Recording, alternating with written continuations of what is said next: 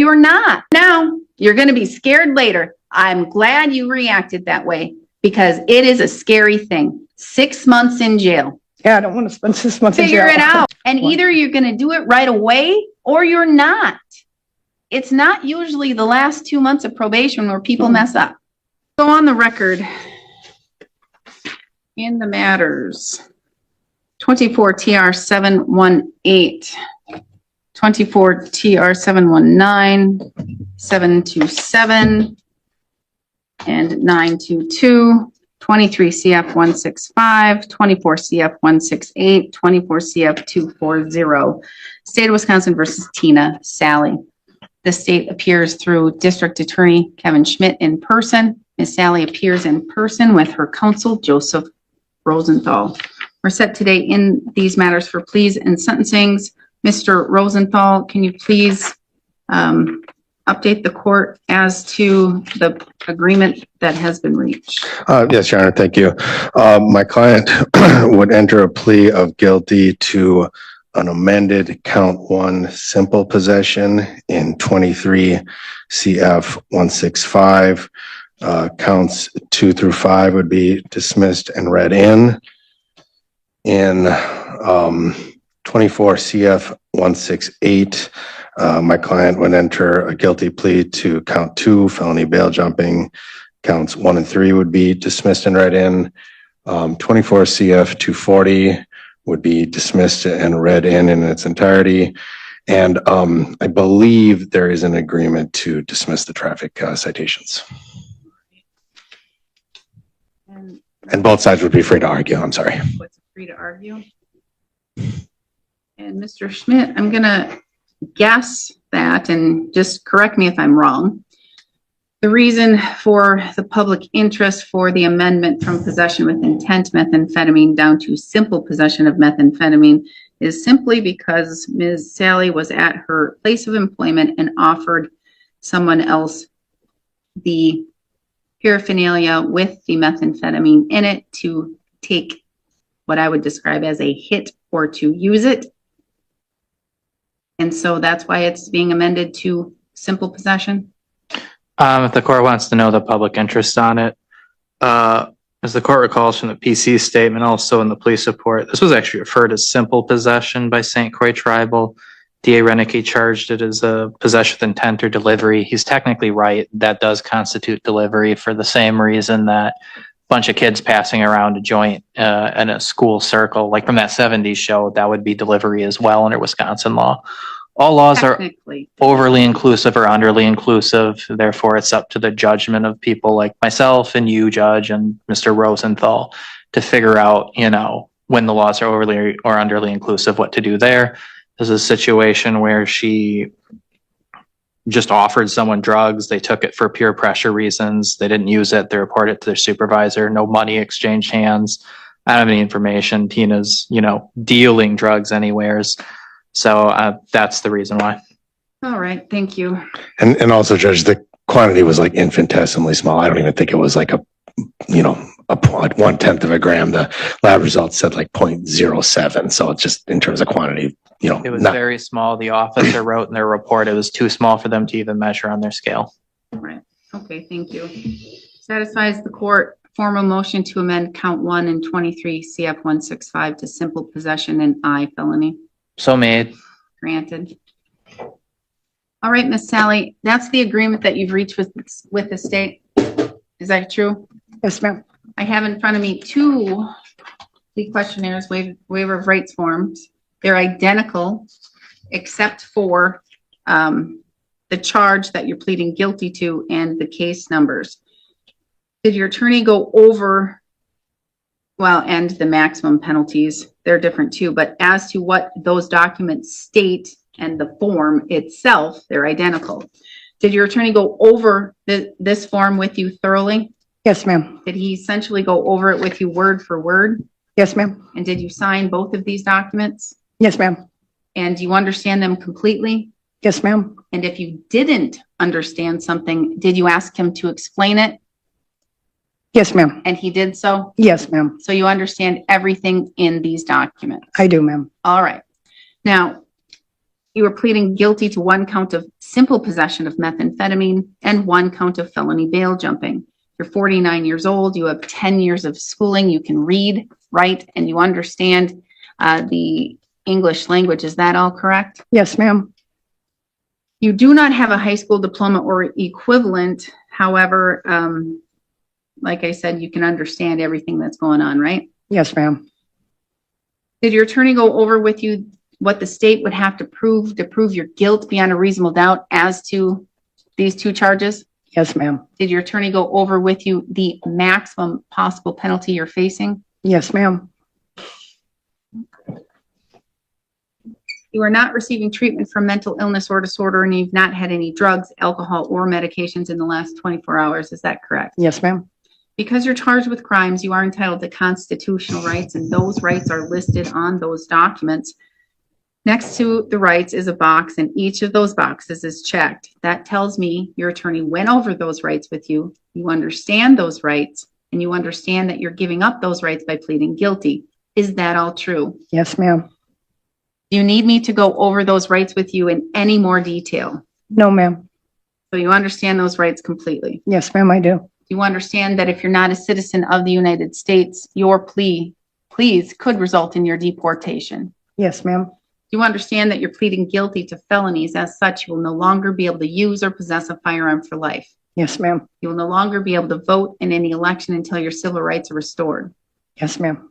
You understand that the state would have to prove in 24 CF 168, the felony bail jump, that on or around July 14, 2024, in Burnett County, Wisconsin, having been charged with a felony in Polk County case number 22 CF 171, and having been released from custody, you intentionally failed to comply with the terms of your bond by possessing illegal drugs, substances, or paraphernalia, and you did not have any valid prescription to possess any of the items you had.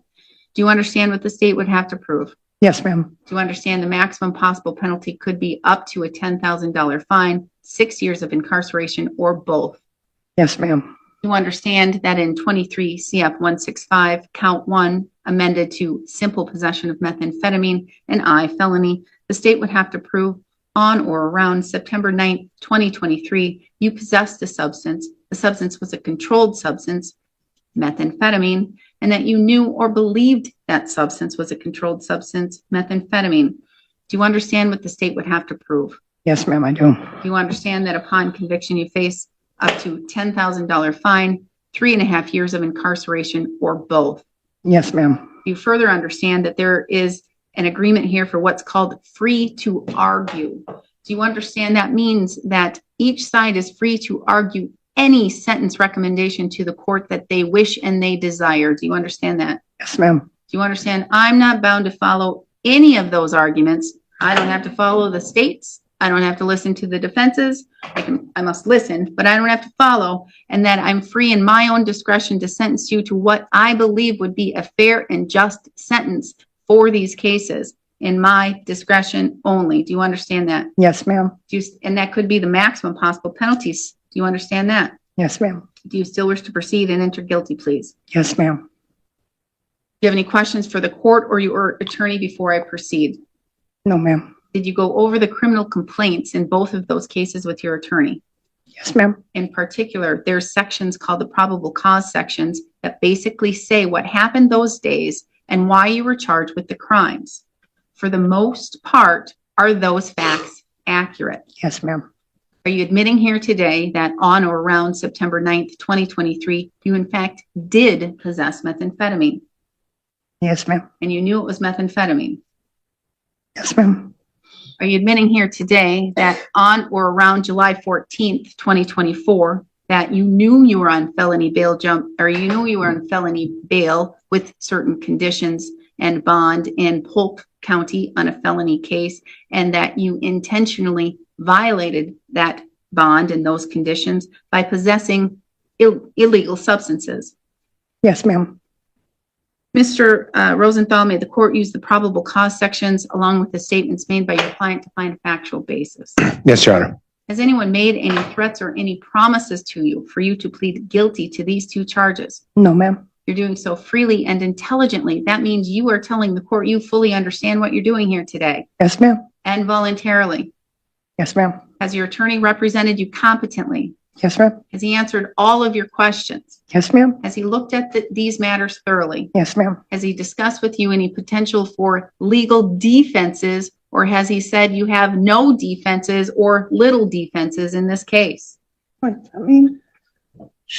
The question is whether I've advised you Oh, on whether there's any yes, ma'am. defenses or not. Yes, ma'am. He talked to you about whether or not you have Yeah. any defenses? Yes, ma'am. And what, if you go to trial, what could happen? Yes, ma'am. Are you satisfied with the services? Yes, ma'am, I am. Any questions for the court or your attorney before I proceed? No, ma'am.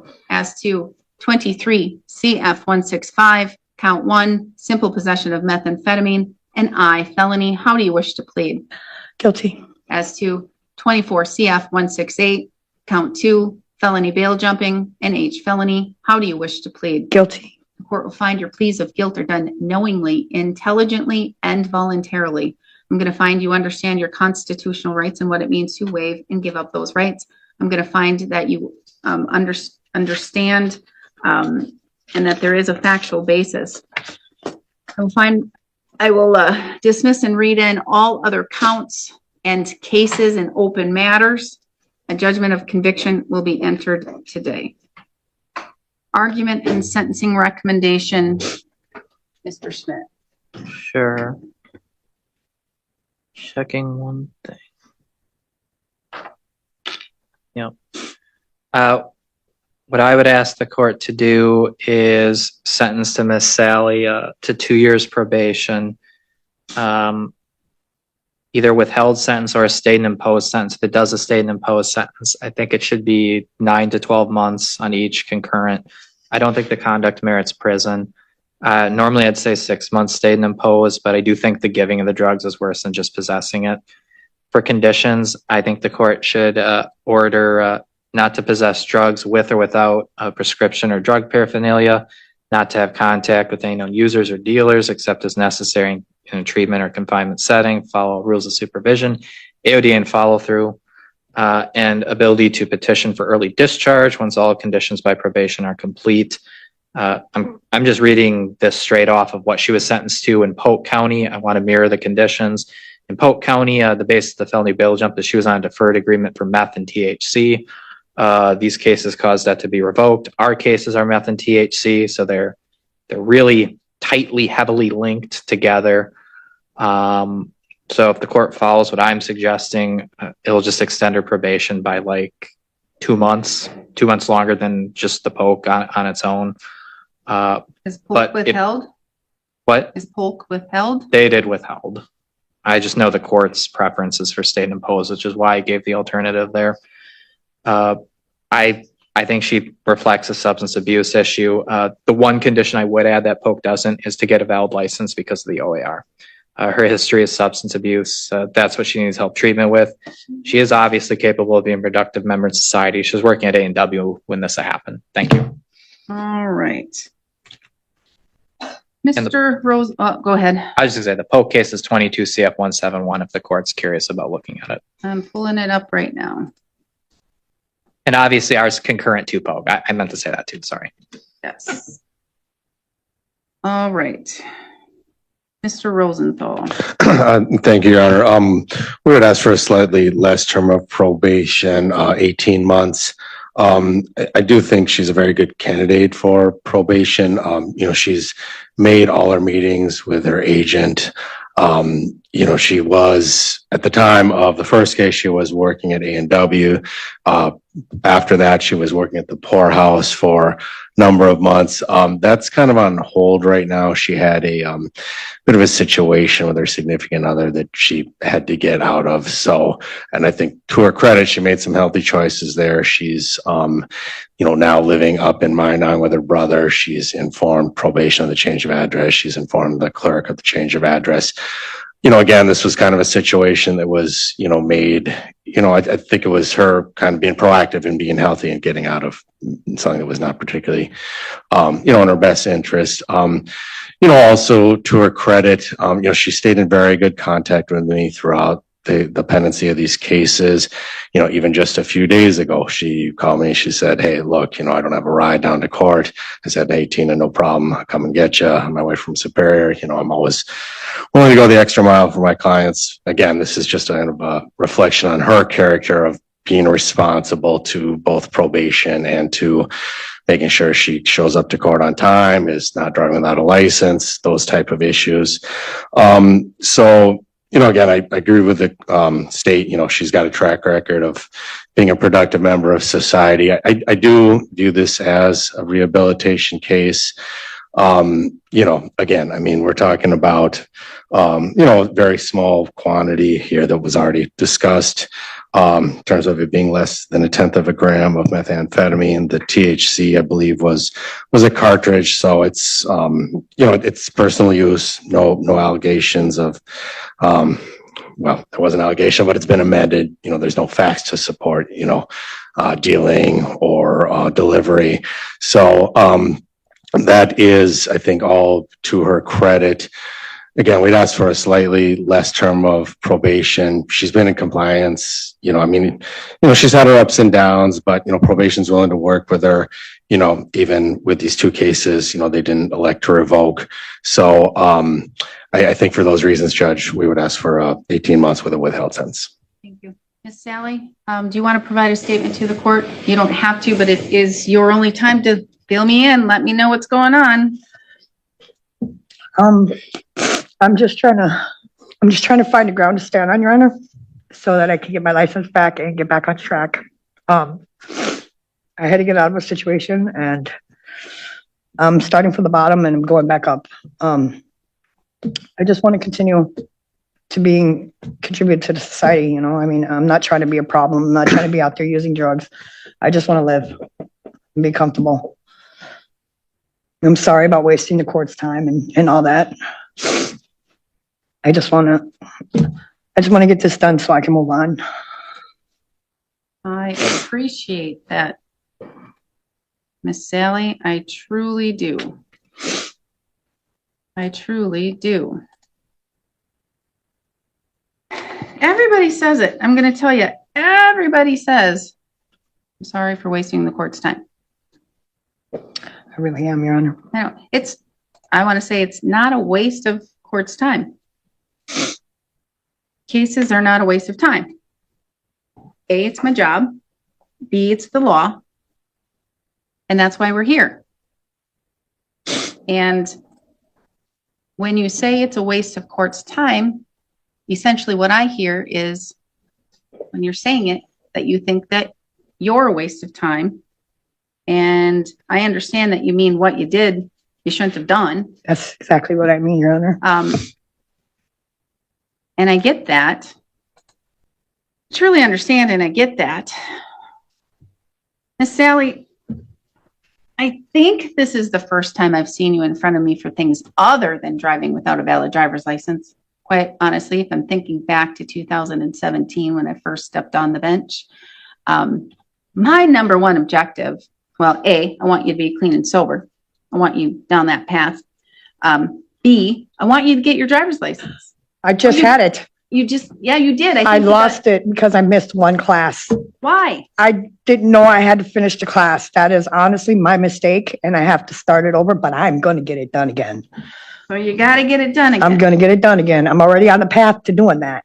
I just got to do my AOD again and start over, and it will be done again. All the classes. And that's a bummer because then you have to repay the AODA. Mhm, You have that's to start all the I'm classes doing. again. 1, 2, 3, and keep going. You have to keep Yes, doing ma'am. That's what I'm on right now. that. Sally, I have certain things I have to look at when sentencing. One, how serious is the matter? Is this serious? It is. It's methamphetamine. And you were on felony bail and bond from Polk County for similar types of issues and matters, substances, illegal substances. Then I have to look at you individually, Miss Sally, your character, your past criminal record, needs for rehabilitation, those types of things. I know you. I don't know you well. I know you in the context of how you've been here in court throughout these years. I don't think you have a bad bone in your body. I don't think you're out there to hurt people. You're hurting yourself. That's what you're doing. You're hurting yourself. Can I say one thing, Your Honor? Yes. When I was working at A&W, okay, I was standing in the bathroom with the manager, and I found something laying on the toilet paper rack, and I handed it to the manager. 2 days later, I got arrested for giving her drugs. I had no idea what it was. I didn't know what it was. It was just a little container. I shook it and handed it to her, Your Honor. I had it in my possession for 5 minutes, and I just started work there. I'm not going to go giving my boss drugs. I don't do methamphetamine, okay? Well, then, And so I was fighting it. then if you're telling me that I just took your plea and you admitted to possessing methamphetamine, and you're saying that it really wasn't yours and that it was this innocent thing. It was in my possession, though. I get that. I truly understand that part. I understand possession and legal possession. I don't like to take pleas of people who are not really committing the law that they're pleading guilty to. It was in my possession, so I had That's not to. the facts of the case as they were laid out in the complaint. That's not how it was presented to the court in the criminal complaint or how it was told to the police. It just wasn't. I told it to the police, but I never got a chance to say anything to anybody. If I'm remembering correctly, didn't it happen on a break and you offered something? No, ma'am. Break? I was at work online when I got pulled offline 2 days, 3 days later after I had found it in the bathroom and gave it to the manager. I don't even know the manager's name. And I didn't have it on my possession. I just got arrested offline because she said I gave her drugs. She said I gave it to her that day. Your Honor, I didn't give it to her that day. I even went home and told my family about it.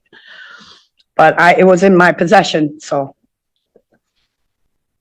I should have got rid of it or threw it away or flushed it or whatever it was, but I gave it to my manager, and because of that, it was in my possession. And I gave it to her, so I gave her drugs.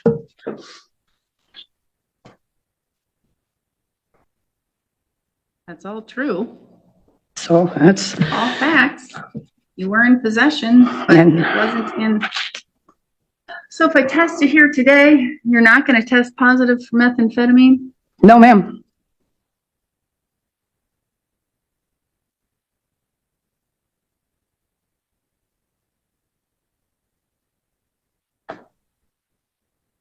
I need to look at your Polk County case. That's what I need to do.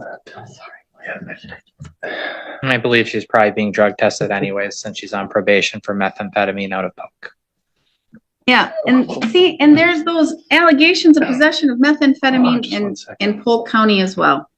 And so, Miss Sally, I want to believe you. I truly do. I truly want to believe you. But then we have Polk County case number 22 CF 171, and you pled guilty to possession of methamphetamine, possession of THC. It's a story.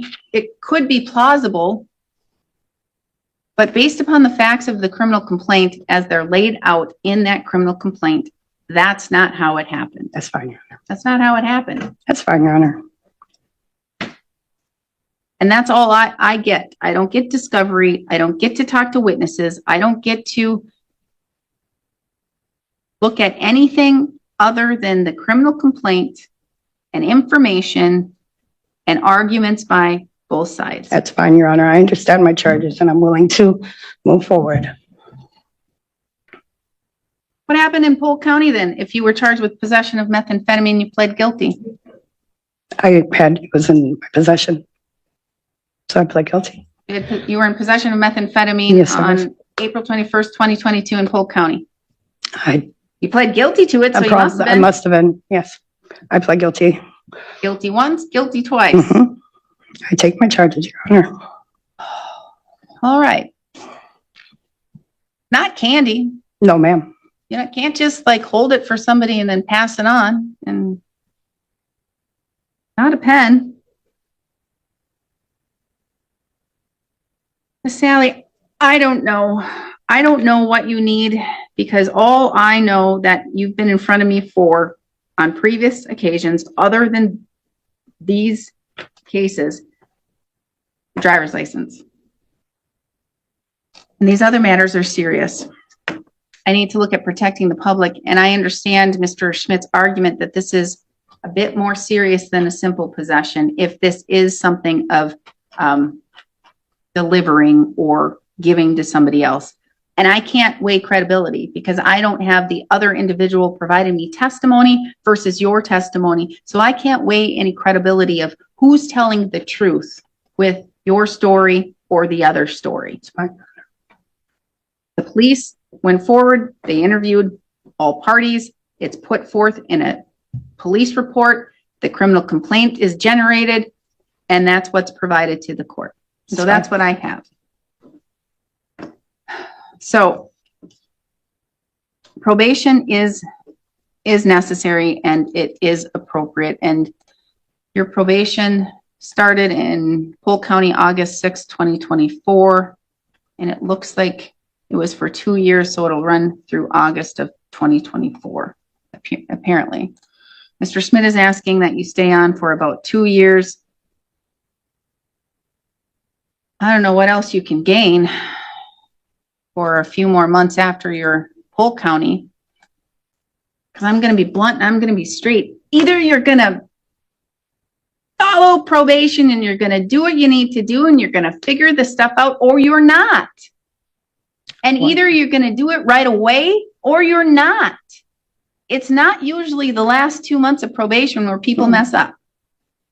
It's usually right away or sometime in the middle, not the last few months of probation. By then, either they figured it out or they've already been revoked or looking at revocation.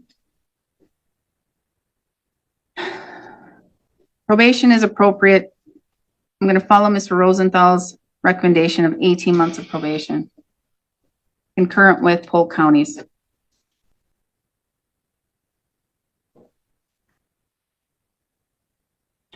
With regards to sentences,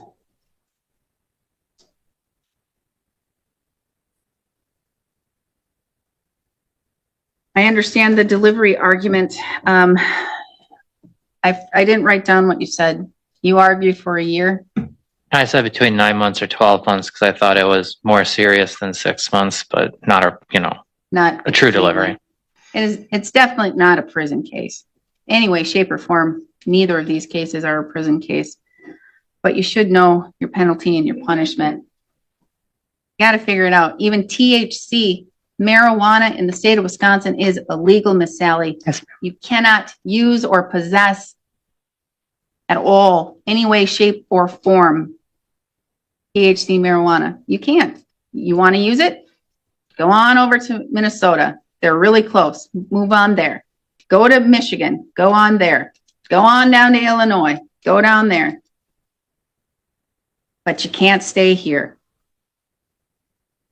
I don't see the law changing anywhere anytime soon in Wisconsin. So with regards to these two cases, I understand Mr. Smith's argument that it is more serious, but I don't believe that you have a severe criminal history, and I've not heard that you have a significant criminal history. There should be a punishment.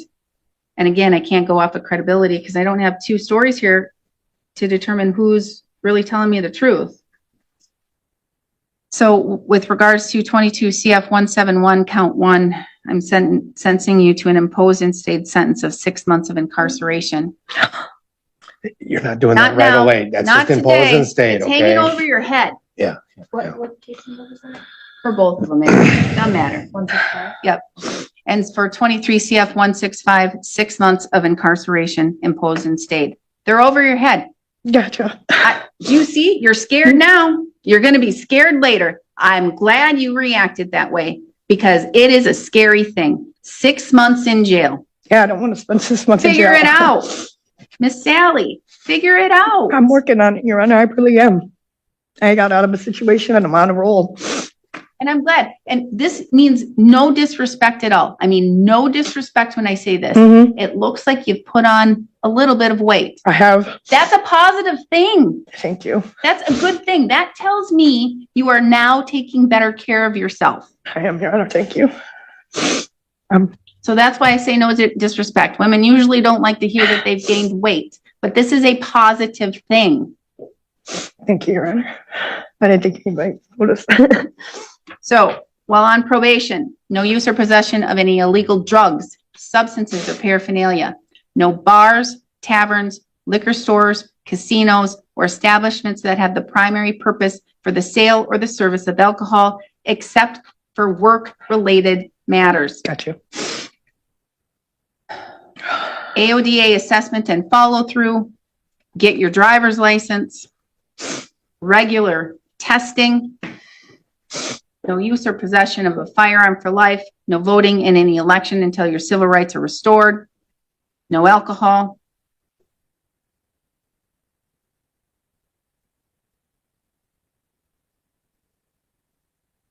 I'm going to also say no contact with anyone on felony probation or felony extended supervision for drug-related charges and convictions without agent approval, except in treatment or if you're incarcerated, obviously.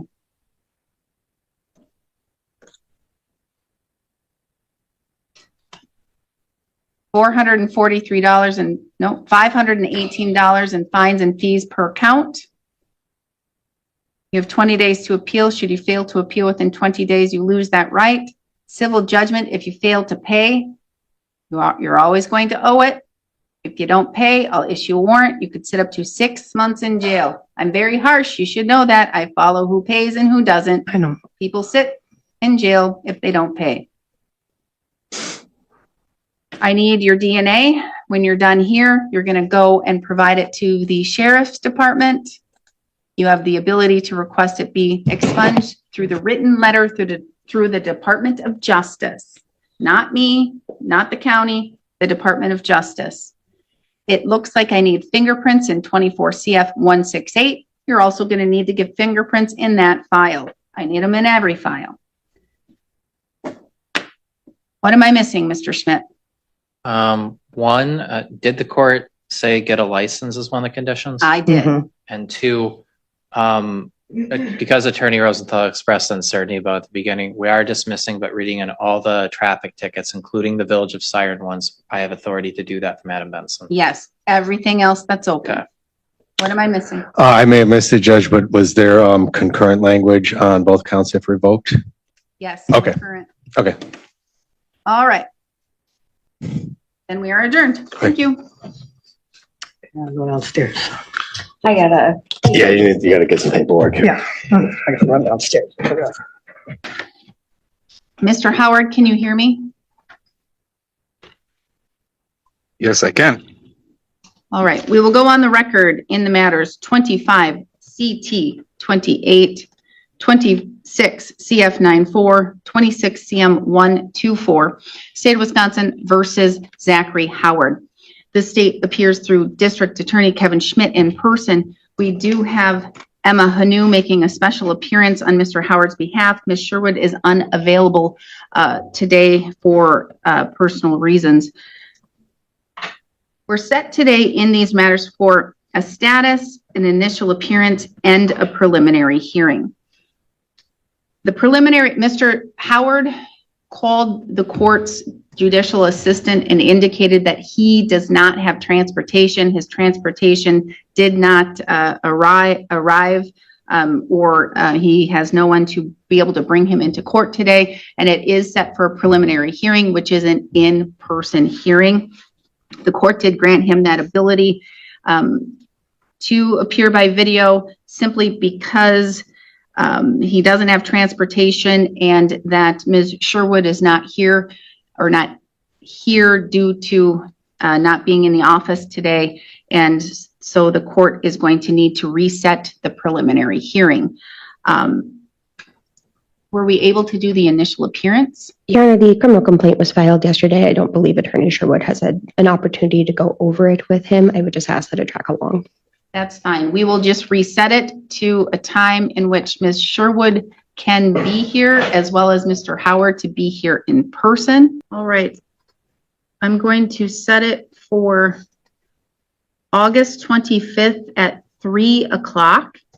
I have Ms. Sherwood coming at 2:30 for another matter, so that will work for Ms. Sherwood. Mr. Howard, please be here in person on that date, okay? You said what time was that? August 25th, a Tuesday at 3 o'clock. All right, I got it in my calendar. All right, we'll see you then. Thank you. We are adjourned. Thank you. Thank you, Your Honor.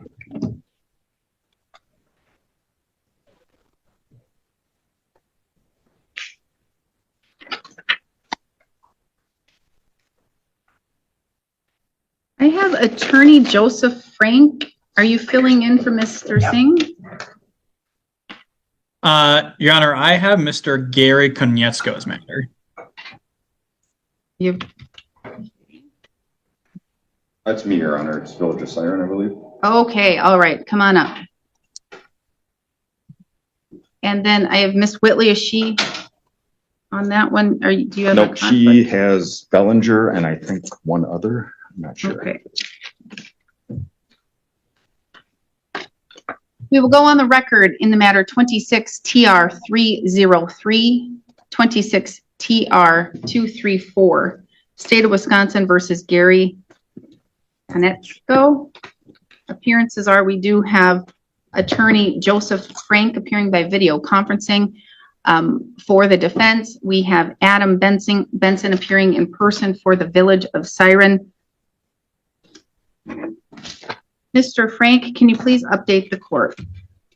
Yes, Your Honor. Attorney Benson and I believe we have wrapped up negotiations that happened earlier this week.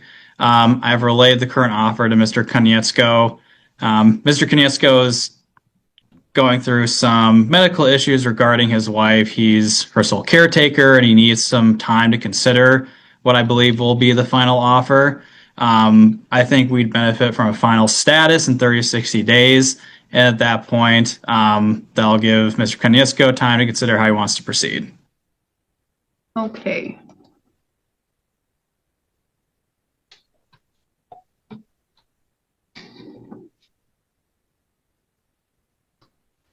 September 3rd, can you do 1:45? Or 9:15? I could do 9:15, Judge. All right, let's do 9:15, September 3rd. All right, thank you. Thank We you, are Judge. adjourned. And Mr. Benson, are you, Mr. Benson, you might as well go sit with Mr. Schmidt, because I think you have a couple cases with Ms. Daly, unless you're giving authority to. I did give authority to the district attorney's office. Excellent, okay, all right. Ms. Whitley and Bellinger. Robin Bellinger. Yep, I'm here, Your Honor.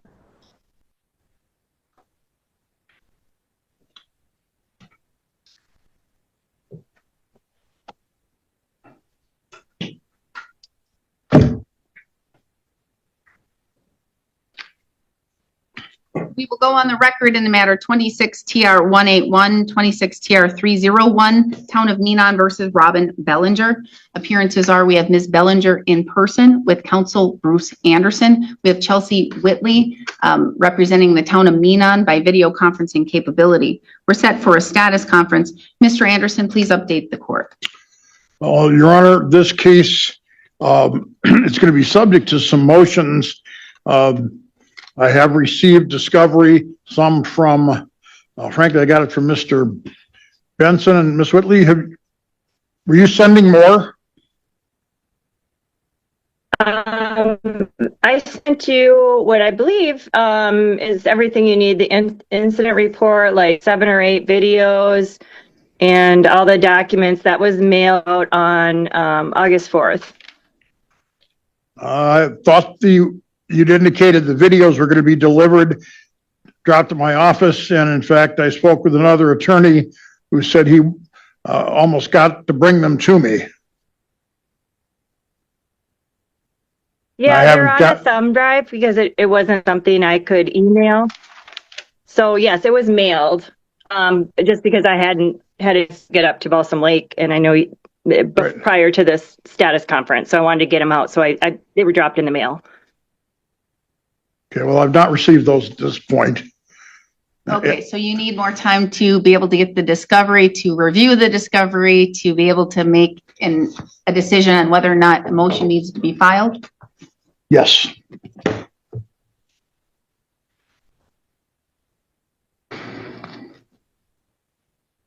September 24 at 9, would that work for a status? No, I'm in a trial in Polk with Mr. Kemp. September 28 at 1:45?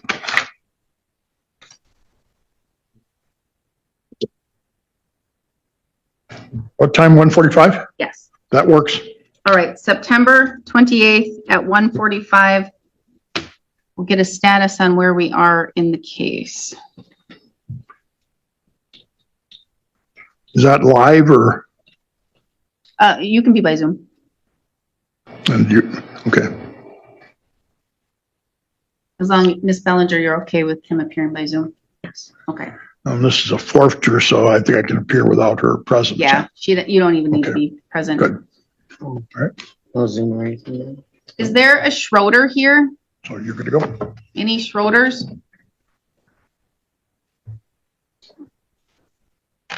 Guess not. If there is a Schroeder, you're needed downstairs.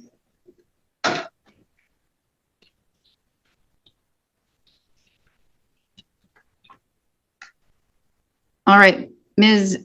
Whitley, do you have another case?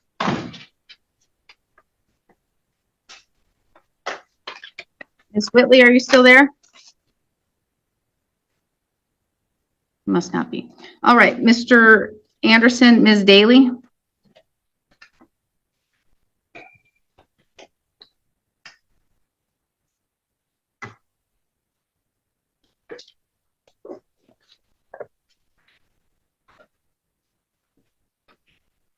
We will go on the record in the matter 25 TR 979, 980, 981, and 25 CM 04, State of Wisconsin versus Gabrielle Daly. The state appears through District Attorney Kevin Schmidt in person. Ms. Daly appears in person with Mr. Anderson.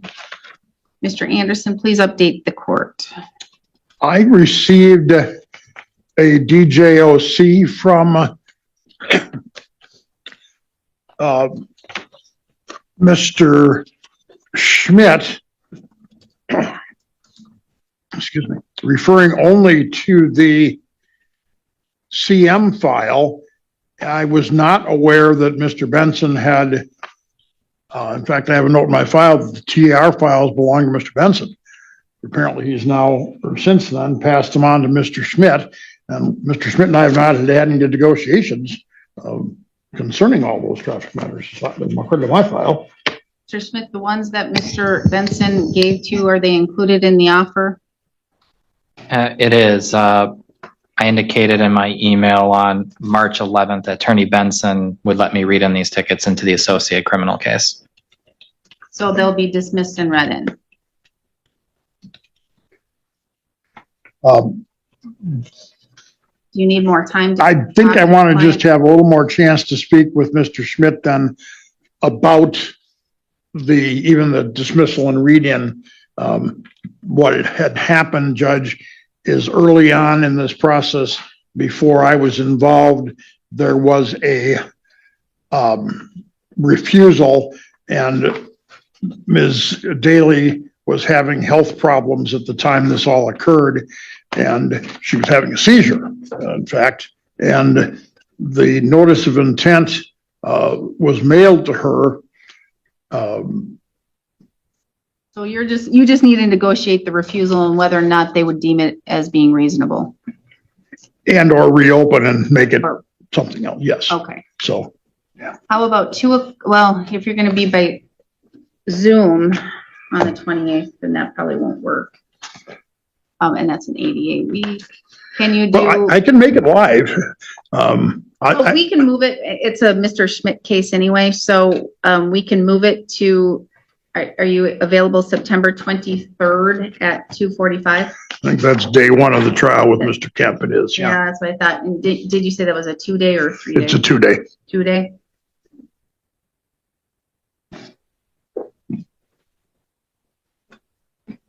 How about 11:30 on September 25th?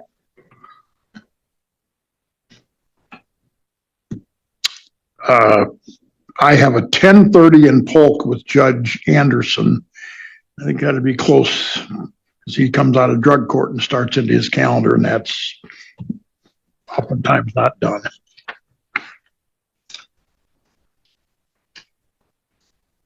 Just give me 1 second. It'll be a tentative plea.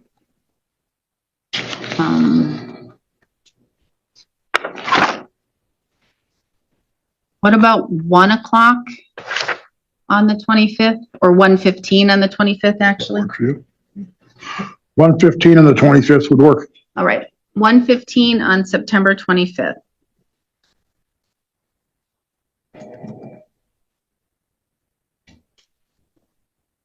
So see you then. Come get your notice and you're free to go. Wait for me. Gary Fetsich. We will go on the record in the matter 26 CF 28, State of Wisconsin versus Gary Fetsich. The state appears through Assistant District Attorney, through District Attorney Kevin Schmidt in person. Mr. Fetsich appears in person with counsel Bruce Anderson. We're set today in this matter for a status conference. Mr. Anderson, please update the court. Well, as the court can see, Mr. Fetchich is here today. He advises me he has another surgery, which will be about his 3rd or 4th in the past couple of months, coming up the 27th of August. We have really come to the conclusion that he wants to have a trial in this matter. Matter is going to be timing. He hopes to be healthy after this latest surgery. They're removing a foreign object that was left in his abdomen during one of the last surgeries. So.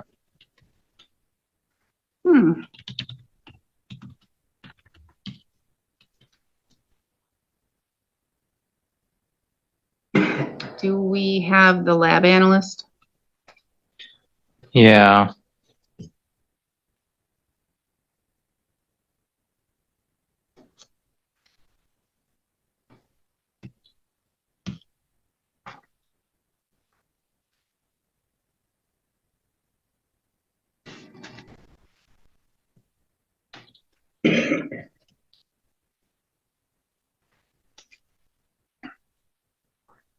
Mr. Anderson, would you think it would be 1 day or 2?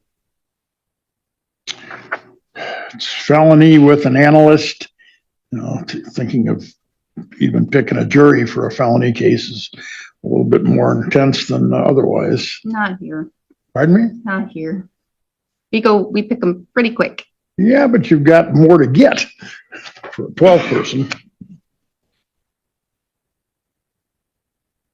I don't know why it would be different. The elements are the same. What's Well, that? he's saying versus a 6-person jury.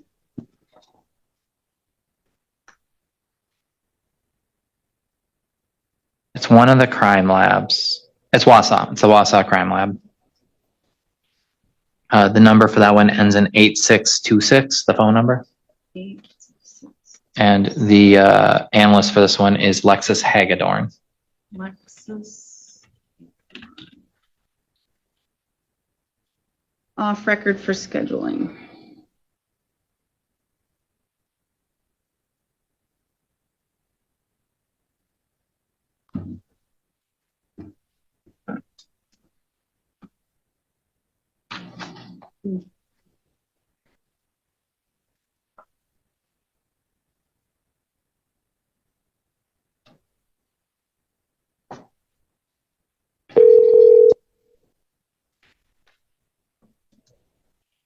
Crime Lab, Alexia speaking. Hi, this is Judge Mogan in Burnett County. I need to schedule with Lexus Hagedorn an OWI jury trial. Okay. And what date did you want to schedule it for? Well, let's just see if first I have to see with the attorneys.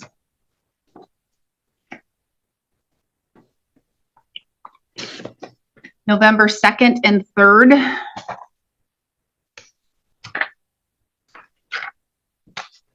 It looks like you'd be number 1 both days. Does that work? Yeah. All right, November 2nd and 3rd. Okay. Do you have our lab case number? Yes. Mr. Schmidt, the district attorney will tell you that. It is CL26-01090. Okay. And what's the court case number? 26 CF28. State of Wisconsin versus Gary Fetzich. All right. And we'll get that on our calendar for November 2nd and 3rd then. All right, thank you so much. You're welcome. Have a good day. You too. Bye.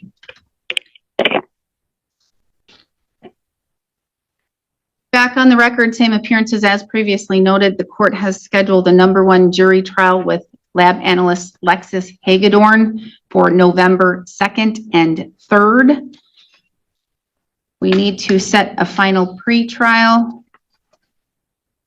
Mr. Fetzich, that is the court's drop dead date where any agreement must be reached before that date and time. Otherwise, the state would need to dismiss in entirety or you would plead guilty to the charges. October 5th at 10:30. I'm scheduled in Shell Lake. October 7 at 9. Works.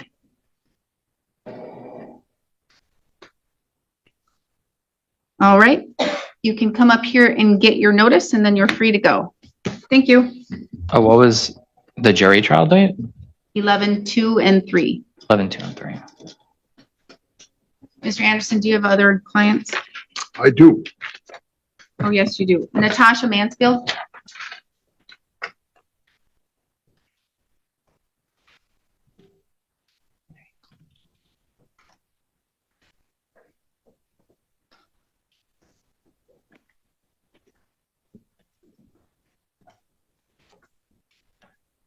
We will go on the record in the matter 26 CF 25, 25 CT 52, State of Wisconsin versus Natasha Mansfield. The state appears through District Attorney Kevin Schmidt in person. Ms. Mansfield appears in person with counsel Bruce Anderson. We're set today in this matter for status conference. Mr. Anderson, please update the court. Your Honor, as the court may recall, my client was turned down for the IDIP program because of prior involvement. It appears as if she will be, if accepted by treatment court, that will work. I guess we have to apply at this point and see if she's accepted. I believe she has and she is. Oh, that got to know. I wasn't aware of that. Okay. If things go and if it reaches resolution, she would qualify. And for your drug court, you have to have a plea to get her into drug court. So, Yes. so you're intended to do, yes. Yeah, we intend to do that. Yes. So I guess we can schedule a plea hearing. All right.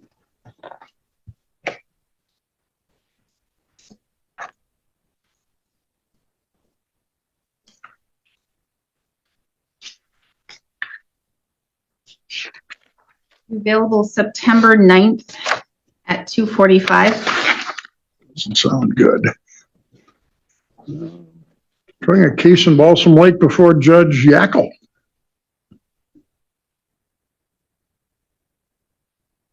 For 3 days. Wow, that's a long one. Would be scheduled on an ADA week, September 3rd, if it works for Mr. Anderson. Chair Judge. Mr. Anderson, can you do either morning or afternoon after 1:30? I can only do the morning prior to maybe like 9:30. We can do 9:30. Is there a different time that day? Is that public safety? Yes. How about September 4 at 9? Works for me. All right, September 4th at 9 a.m.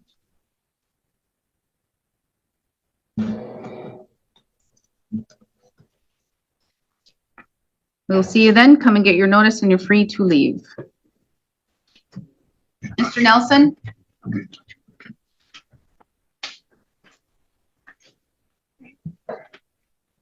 Okay, I don't know why the courtroom's so full. After Mr. Nelson, I only have Miss Patra. So if anyone else is here for court, or is everybody here for Patra? It's amazing to see so much support.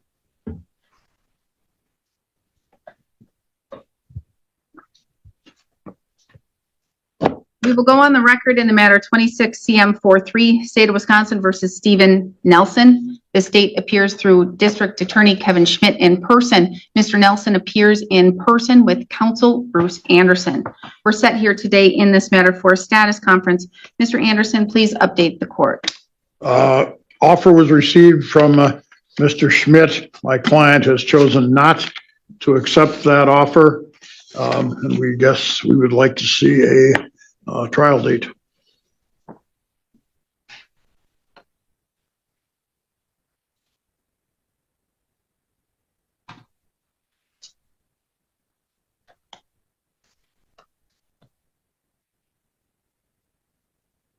October 21st.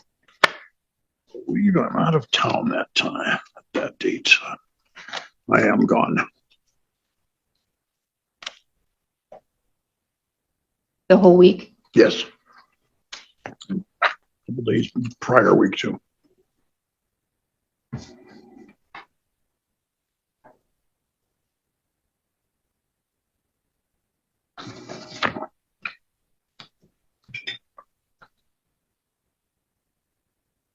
October 29th. Trying a case in Shell Lake.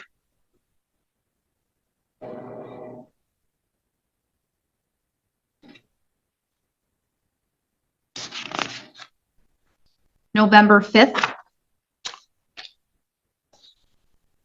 That works for me. All right, we will schedule it for November 5th.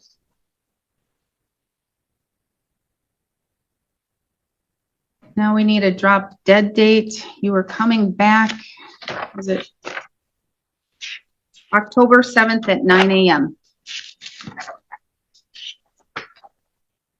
October 7, 9 a.m. That is what's the drop dead date where the court doesn't accept any agreements after that. It will go to trial. Okay, Mr. Nelson? All right. You can come get your notice and you're free to leave. Thank you.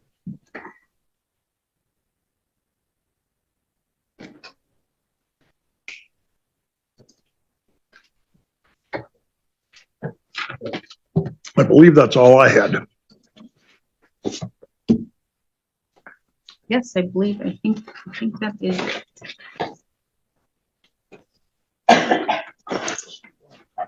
Outside.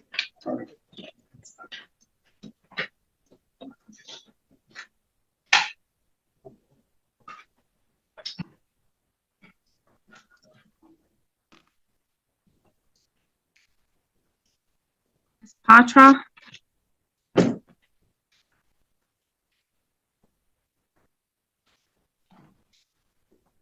May I approach, Your Honor? You may. Thank you.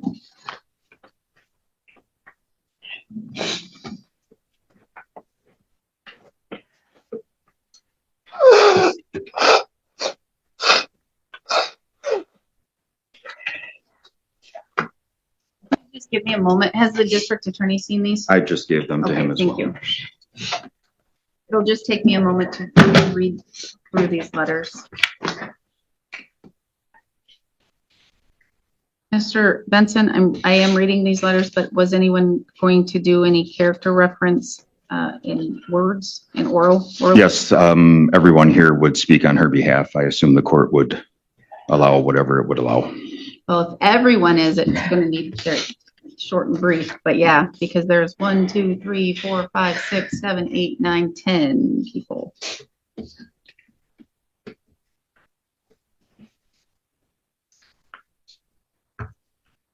Does she want me to read the letter that she wrote?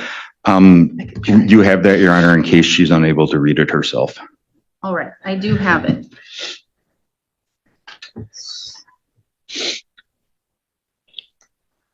It's going to be emotional, Your Honor.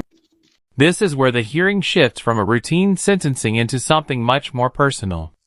With people standing behind her and an emotional statement about to be heard, the judge is about to see more than just the charge in front of her.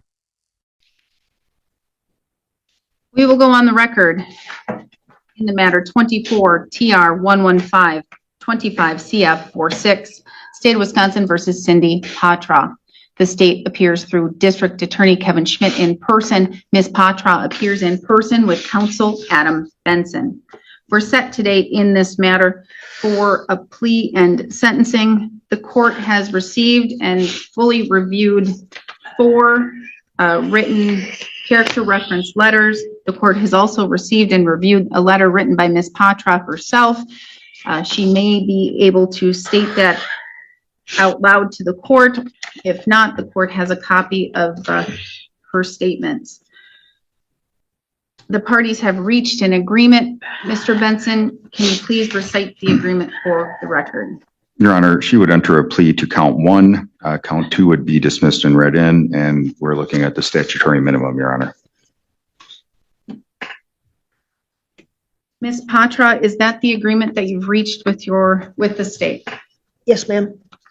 And I do note that there are 10 people here that are observing and watching this hearing. They are here for your support, and I do want to commend them for being here today. I don't see a lot of people supporting individuals who are entering pleas, not as much as I should. And so that shows me, Ms. Patra, you are very loved and respected in the community. And so I appreciate that they are here. So I have in front of me a plea questionnaire waiver of rights form. Do you recognize this document? Yes, ma'am. Yes, Your Honor. Did your attorney go over this document with you? Yes, Your Honor. Did he essentially go over it with you word for word? Yes, Your Honor. And so do you understand everything on this document? Yes, Your Honor. Is that your signature on the second page? Yes, Your Honor. Yes. Ms. Patra, you are pleading guilty to an OWI 5 or 6. You are 56 years old. You have 12 plus years of schooling. You can read, write, and you understand the English language. Is that all correct? Yes, Your Honor. Did your attorney thoroughly go over with you what the state would have to prove your guilt beyond a reasonable doubt? Yes, Your Honor. Did your attorney go over with you the maximum possible penalties you face as well as the minimum possible penalties you face? Yes, Your Honor. You are not receiving treatment for a mental illness or disorder, but you have had medications, but no drugs or alcohol. Is that correct? Yes, Your Honor. The medications that you have taken, are they any medications that interfere with your ability to comprehend or understand what's going on? No, Your Honor. So you're in a state where you fully understand what is happening and you're able to comprehend everything. Yes, Your Honor. Because you're charged with crimes, you are entitled to constitutional rights. Each of those rights is listed on the first page of this plea questionnaire. Do you understand that by pleading guilty, you're waiving and giving up those rights? Yes, Your Honor. Do you understand you will no longer have the right to a trial? You will no longer have the right to have your attorney cross-examine the state's witnesses or call witnesses to testify for you. Yes, Your Honor. You will no longer have the right to testify on your own behalf or remain silent and not have your silence used against you. You will also no longer have the right to have that jury trial in which 12 of your peers would need to reach a unanimous decision as to a guilty verdict or find you not guilty. And you will no longer have the right to have the state prove your guilt beyond a reasonable doubt. Do you understand all of those rights you're giving up here today? Yes, Your Honor. Do you understand that you're pleading that if you're not a citizen of the United States, your plea could result in your deportation? I have to ask that to everybody. Yes, Your Honor. Do you understand that you're pleading guilty to a felony? As such, you will no longer be able to use or possess a firearm for life. Yes, Your Honor. You will no longer be able to vote in any election until your civil rights are restored. Yes, Your Honor. Do you understand the state would have to prove on or around December 19, 2024, in Burnett County, Wisconsin, you operated a motor vehicle while under the influence of an intoxicant, a Class G felony? Do you understand what the state would have to prove? Yes, Your Honor. Do you understand the maximum possible penalty could be a fine of up to $25,000 or imprisonment of up to 10 years or both? Yes, Your Honor. Do you understand that there is a mandatory minimum sentence where the court shall impose not less than 1 year and 6 months for the initial confinement of the sentence portion? Yes, Your Honor. Do you understand that there is another part of the sentence which would be extended supervision? Yes, Your Honor. Do you understand that in certain circumstances, but not in many, the court may impose a term of confinement for less than the mandatory minimum if the court receives information that the best interest of the community will be served and the public will not be harmed? Do you understand that? Yes, Your Honor. Do you understand that there is an agreement that has been reached between the parties, and that is a recommendation to the court for mandatory minimums? Yes, Your Honor. Do you understand I am not bound to follow that? Yes, Your Honor. Said differently, I could sentence you all the way up to the maximum possible penalty if I thought it was warranted. Yes, Your Honor. Do you still wish to proceed and enter a guilty plea? Yes, Your Honor. Did you go over the criminal complaint, that original charging document with your attorney? It has the facts that basically say what happened that day and why you were charged with the crimes? Yes, Your Honor. For the most part, are those facts accurate? Yes, Your Honor. Admitting here today you in fact did operate a motor vehicle while under the influence? Yes, Your Honor. Are you stating here today that it would be either your 5th or your 6th conviction? Yes, Your Honor. Are you pleading guilty to this offense because you are guilty? Yes, Your Honor. Mr. Benson, may the court use the probable cause section of the criminal complaint to find a factual basis? Yes, Your Honor. Has anyone made any threats or any promises to you, Ms. Patra, for you to plead guilty today? No, Your Honor. You're doing so freely and intelligently. That means you are telling the court you fully understand what you're doing.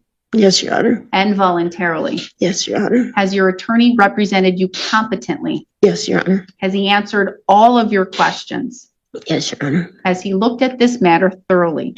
Yes, Your Honor. Has he looked at the discovery, the evidence in this case, and discussed it with you? Yes, Your Honor. Has he discussed with you whether or not you have any legal defenses or a lack of defenses? Yes, Your Honor. Has he explained to you that it is your decision on whether or not to go to trial? Yes, Your Honor. Is it your decision and choice to plead guilty today? Yes, Your Honor. Are you satisfied with his services? Yes, Your Honor. Mr. Benson, do you believe that there's any reason the court should not accept a plea from Ms. Patra today? There is no reason, Your Honor. Do you believe she is entering her plea competently Yes. and that she fully understands her constitutional rights and what she's giving up?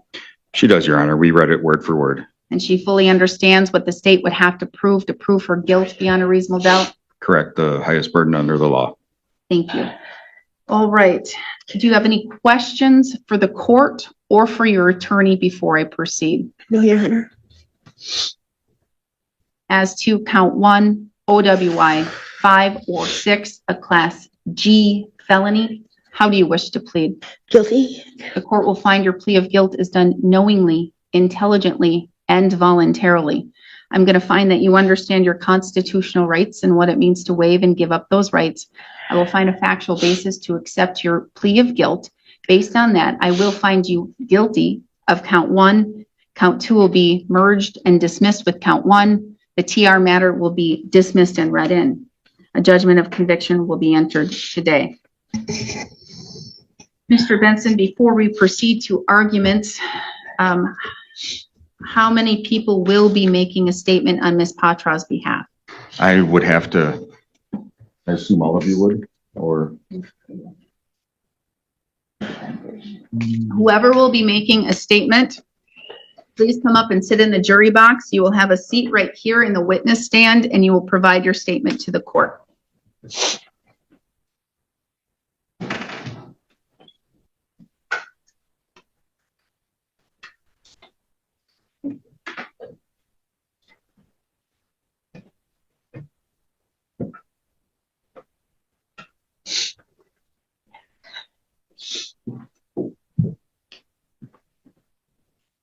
All right, sir, you're last or you're first? So just come right up here.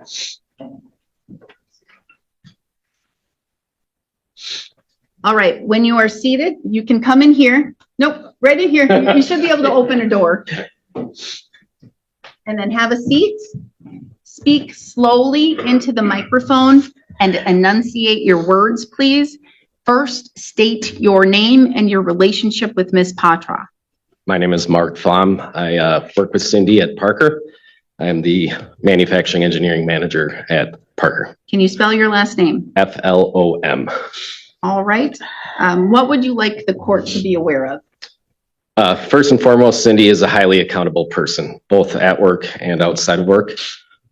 She has a huge heart and does everything she can to help everyone at our Parker facility.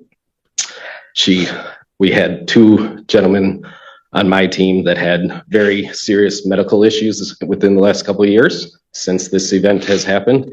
And she was the first person to stand up and do fundraisers for those two individuals and raise several $1,000s for both of them.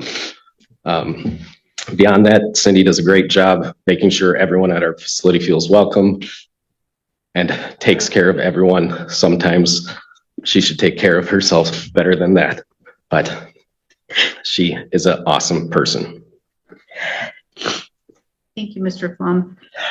You may go have a seat in the back. Next individual, please.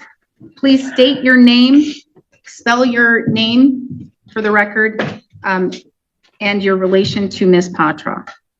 My name is Dale Bistram, DALEBISTRAM, and Cindy is a part-time casual labor employee for me, and she did work for me for about 3 years before she got hired at Parker. And I just got a one-page letter here, if I could read that I wrote, just so I know what I'm saying here is. If you're going to read something, please read it slowly and enunciate your words. My court reporter does need to take everything down. Sure. Again, my name is Dale Bistram, and as of December 1st, I will have owned the Country Cafe in Grantsburg for 10 years. Between this restaurant and other private and corporate restaurants, I have been in the business for about 34 years. Most of that time has been in management, either managing corporate restaurants or my own. In those 34 years, I hired over 500 employees, so I would like to think I'm a pretty good judge of character. I first met Cindy Patra in 2018 when she came into my cafe to apply for a job for cooking. I interviewed her for about 10 minutes before I hired her on the spot. She worked for me for about 3 years before getting hired on at Parker full-time, which I understand because Parker could offer her benefits. Since then, Cindy has worked for me as casual labor. For instance, last Sunday, I had a cook that didn't feel well, so Cindy was at my cafe within 10 minutes and finished out the day cooking. I consider myself lucky to have someone like that can come in on weekends at a moment's notice and do a great job. My customers and my employees truly enjoy her. Cindy has also been there for me outside the cafe. For instance, when I needed help right after my dad passed away, Cindy was right there to help me with cleaning up around the farm, even going as far as jumping on the hay rack, stacking bales, only taking a couple bales for herself as compensation. There are a few people that I know that would do that. In the years that I've known Cindy, I have watched her grow in her professionalism, dedication, and integrity. From myself working at Parker, I still know many people there, including management, and I've never heard a bad word about her. As for my cafe, again, people enjoy her, being able to step in wherever and do what it takes to get the job done, making sure my customers get taken care of. Finally, May I be the first one to say, Cindy is needed by me, Parker, and the community. I would ask that you allow Cindy to keep staying active in the community and to be able to still contribute to all that have come to know her and appreciate her. Thank you for listening. Thank you, Mr. Bistrom. Next. Again, please state your name, spell your name, and your relationship to Ms. Patra. Good afternoon. My name is Anthony Wolf, ANTHONY, WOLF, and I'm the Assembly Supervisor at Parker and a co-worker of Cindy Patra. First and foremost, thank you, Honor, for allowing us the opportunity to speak on behalf of a co-worker as well as a friend. I have worked with Cindy for roughly 6 years now, and she has helped me at vital points outside of work as well as inside of work. There have been times where I've had broken down lawnmowers and she has graciously driven her own lawnmower to work to allow me to borrow. She is a pivotal person at work on our engagement team. Anytime that there are fundraisers or other raffles that we are putting together, Cindy is typically the person that is deciding which organization those funds and proceeds are going to. And just for me personally, 2 years ago, when my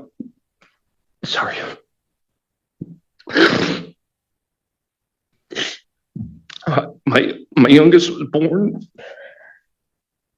and my brother in Ohio passed away, and I didn't have a lot of funds. She was the first one to go around work and get enough money together for me to go to my brother's funeral. Sorry. And I don't know that I'll ever be able to thank her enough for putting herself out in front of everybody to get that arranged. So that's just, I want everybody to know that she is the person that would take and give you the shirt off of her back in any situation, regardless of the circumstances. Thank you. Thank you, Mr. Wolf. State your name, spell it, and your relationship with Ms. Patra. Good afternoon. My name is Matthew Olson, MATTHEWOLSON. I am the plant manager at Parker in Grantsburg and have had the privilege of being a coworker with Cindy for the past 5.5 years. What's really impressed me with Cindy is how much I've been able to see her grow in those 5.5 years. She started as an assembly operator and was able to get promoted to a brand new role within our organization. And it was a very open, undefined role, but she, while didn't have the skills to originally work the role, she took it upon herself to really learn those skills, computer skills, leadership skills, as well as manufacturing principles, to the point where she was able to lead others within our organization. She's counted on not just at our location, but several locations across our corporation. She does that through an incredible can-do attitude. She is one of the people that thinks about what we can do, not what we can't do. One of the most honest individuals that I have the privilege to work with. She is always able to share with us what we need to do differently and how to do things better. She's a great advocate for our team members on the shop floor. I will echo what others have said from the engagement standpoint. The involvement that our organization has within the community is a direct result of the initiatives that Cindy drives to make our community a better place, in addition to our work environment. The other thing I would really like to emphasize is we are an organization under tremendous growth right now, and she is a leader of our safety team. It's an organization of cross-functional team members within the manufacturing facility. She leads that organization exceptionally well. with a huge emphasis on how to make sure that all of our new team members are working safely. She leads the training and develops training initiatives to make sure people are working day in and day out in a safe basis, and really make sure that we continue to grow that culture within our organization. Like I said, it's been a privilege to work with Cindy these past 5.5 years. She's a great member of our community as well as our organization. Thank you. Olson.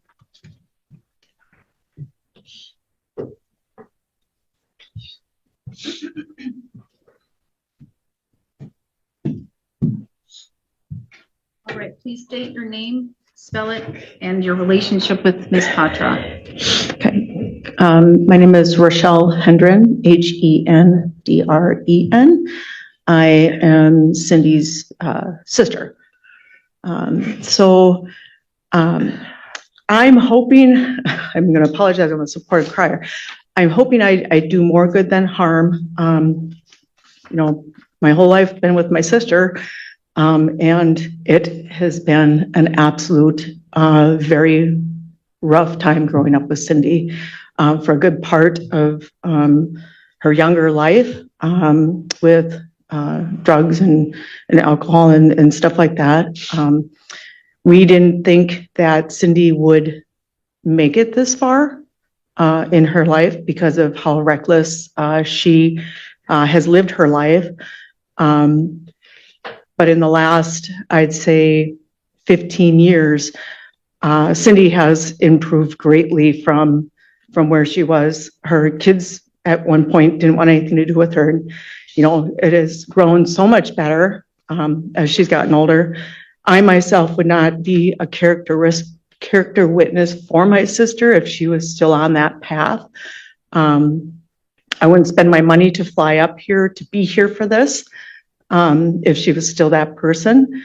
What she did back in December was not right, not the right thing to do.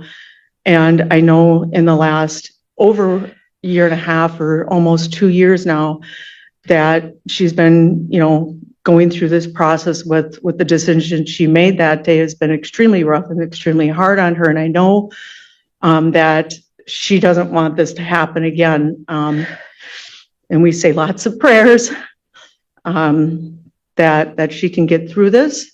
She's a very strong individual. I too am very excited to see so many people stand up for her in her community. That is not a close friend, that is say like a drinking buddy or a party buddy or anything like that. Cindy doesn't live that life anymore. And I've been up here for the last 8 days and just see a total different person than I did when she was in a bad place. And I just know that I can guarantee you won't see Cindy here again. And if you do, you won't see me here again. I'm here to support her because she's done such wonderful things in these last, 16 years. And I see that with her kids. I see that with her community. Cindy has always been extremely helpful and giving. And even when she couldn't in the most difficult times, if it was her last dollar, she'd give it to you if you needed it more than her.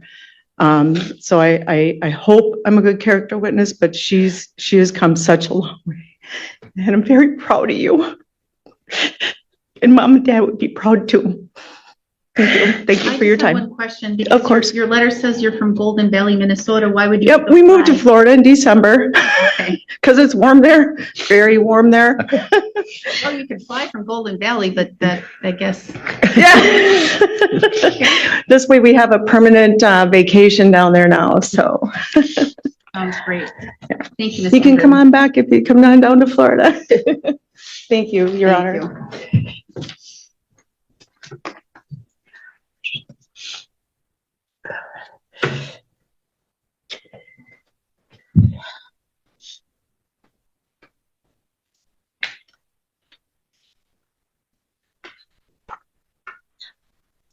Argument and sentencing recommendation, Mr. Schmidt. Thank you. We're asking the court to do the statutory minimum on this. I'll start first with the criminal history. It's largely duplicative of what Ms. Patraw's sister just described. Ms. Patraw had a pretty rough and tumble time in the 90s in Minnesota. Numerous convictions for lying to the police, for thievery style offenses, for possessing drugs. All of that stopped in the 2000s. Going from 2000 and onward, you'd only see driving without a license or her OWI-3 and her refusal. The 4 prior convictions being 2 from the 90s, actual drunk drivings, and then OWI-3 was in 2002 in Minnesota, Steele County, and then 2010 was a refusal breath test, which counts as the OWI-4 conviction here in Wisconsin. Meaning it's been 16 years since a countable conviction and 24 years since an actual drunk driving offense. In particular, I'll note that that 2010 one did not even charge a drunk driving, so it's not like a read-in where they think it was drunk driving or could have shown drunk driving and resolved as the other. It was just a refusal. So in this case, Ms. Patraw's previous history is extremely distant. Even that 2010 refusal, which is her last criminal conviction, was 16 years ago. In Wisconsin, though, we take drunk driving very seriously once they get up in the high numbers. We count them differently than Minnesota, where in Minnesota, if they're just spaced out over a long period of time, you can avoid a felony OWI conviction forever. But in Wisconsin, we count back once you hit 2 or more all the way through your whole history. In this case, that makes a 5 in Wisconsin. That's a mandatory prison sentence. In this case, I think that's justified as well, in particular, just because the nature and circumstances of this one, someone could have really died here. It could have been Cindy Patraw herself if she just didn't have a seatbelt on, to be honest. But there are numerous other ways it could have gone wrong and that this didn't go worse than it did. So for those reasons, I'd ask the court to follow the agreement. Thank you. All right. Mr. Benson, argument? Thank you, Your Honor. I couldn't describe my client any better than the 5 people who came up in front of you today and said what a quality and character person she is now.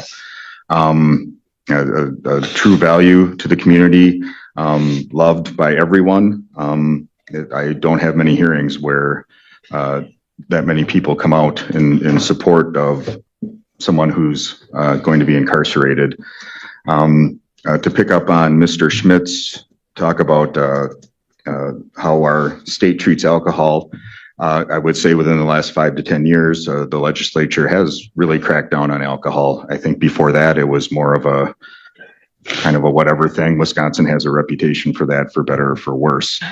Part of this sentence, though, and I think we touched on it even at the last hearing in this matter, is that section 346.65, sub 2, sub A and sub 5, says that there is the 18-month presumptive mandatory minimum, but it can be downgraded to 1 year if the sentencing court finds both that, 1, the best interests of the community will be served, and 2, the public will not be harmed.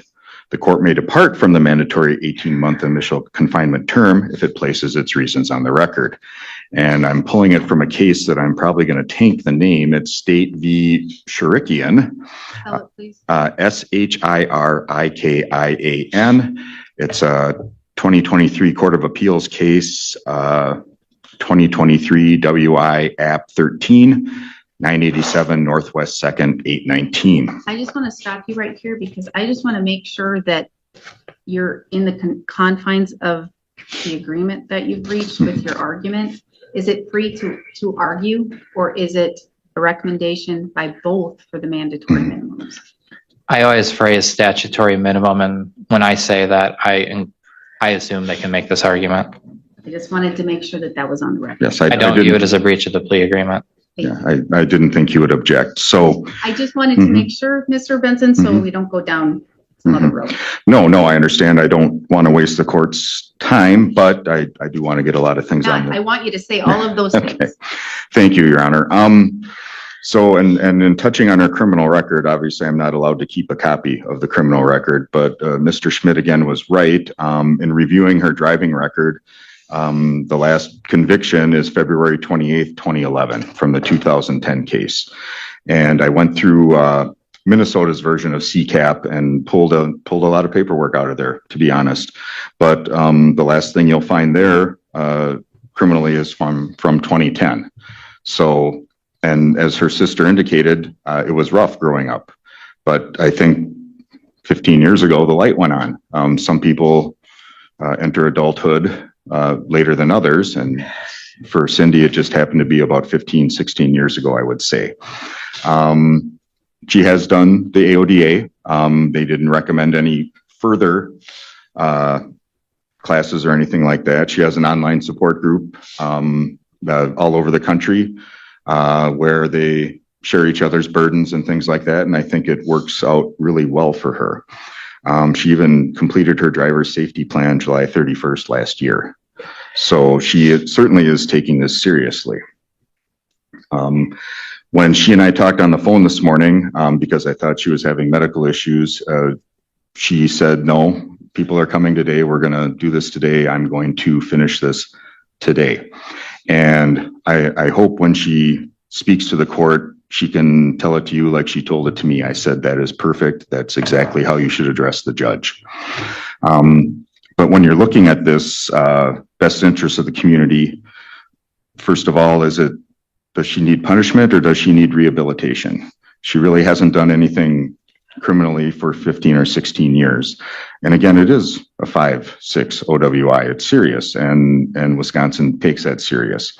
And she knows she's going to be remanded into custody today, and she knows that the bare minimum would be 1 year in state prison. And it's made her very emotional, but again, she's here taking responsibility, and she's showing the court what she's done in the last 15 years that makes her a credit to the community. Is the public safety endangered? If she were to drive again, certainly that risk would be there, I think. But to my knowledge, she will never have a driver's license again. This is more of a once-off than a pattern, I would argue. Were you to give her less time, would that cheapen what the law is intended to do with 1.5 years? I don't think it is. I don't know how many people come in front of you for sentencing like this, but I bet they don't have the support that my client does. And again, it is a very serious crime. However, I think what she's done and what she can do would mitigate the 1.5 years to look more towards the 1 year. And she understands there will be extended supervision as well. This crime involved alcohol. She used to have a bad prior record, but she doesn't any longer. Would serving less than 1.5 years and serving the year allow her to return safely to society? I think 1 year would be imperative. I think that would work for her. I think these people are chomping at the bit to get her back. I don't think they said there's a job waiting for her, but I'd be willing to bet that when she gets out, she'd be working at Parker again. And since this stop back in December of 24, she's done everything she's had to do. AODA, again, the driver's safety plan. She showed up at work. She showed up for every court hearing. She's taking this seriously. And again, she knows that she's going to have to report to the jail immediately or a deputy will be coming in. So that said, Your Honor, I'm asking the court to look more towards the 1 year instead of the 1.5 years. Thank you. Thank you, Mr. Benson. Ms. Patra, I'm now going to ask you if you wish to make a statement here today. You do not have to. It's your choice. I see that you do have something in front of you, and I'm going to assume that it's the letter that I have read. Please, if you are reading the letter, go slowly and enunciate your words. And if you are having an emotional time, because this is an emotional hearing, please stop and take a breath before you begin again. It's hard for my court reporter to be able to take down things when they're muffled, okay? Yes, Your Honor. Have to start my name? No. Okay. Before I even go to the letter, I just want to apologize for being here. and for being here, taking up your time. I want to apologize to my family for putting them through this. I want to apologize to all my friends and my employers for putting them through this and what it's doing. It's gonna make things difficult, and I'm sorry. I want you to know that this is not me. I did have a hard life growing up, and I was addicted to drugs for, I'm gonna say, over half my life. And my daughter's not here right now because she had to work. But my daughter's, I give her the most credit for me coming to who I am now, because I love my grandkids to death. And she basically told me, either change your life or you'll never see your grandkids again. Well, they were worth it, you know. And it's the best thing that's ever happened to me. I realized that I'm not just that person that came from the hood or Frogtown or whatever you want to call it. I can be more than that. It don't have to be defined by where I came from. And I thank Parker for giving me the opportunity to prove that. And I'm more than that. And for my friends and family for being here to support me, I want to say thank you. I also want to apologize about the accident. And you're right, prosecutor, you're right. I could have killed myself or somebody else, and I do understand that, and I really apologize for that. My son drove by the spot where the accident was, and he has nightmares about it, thinking I was dead. I'm sorry to put you through that, Max. I love you. And I'm sorry that's stuck in your head. I'm going to try to read this letter. Dear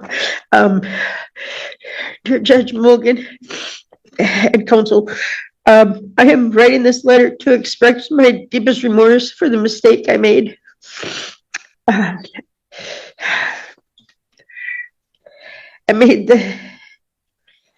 That brought me before you. I fully accept responsibility for my actions and the consequences that have followed. I want to sincerely apologize to the court and to everybody affected by my behavior, to the community. I understand the seriousness of what I did, and I'm truly sorry. Ms. Patra, you can stop and take a breath.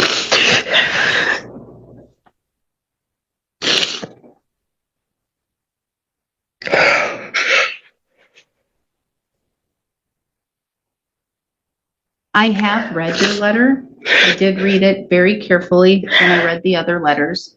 If you wish to continue to state it on the record, you may do so. But I rest assured, I did read your letter. Thank you, Your Honor.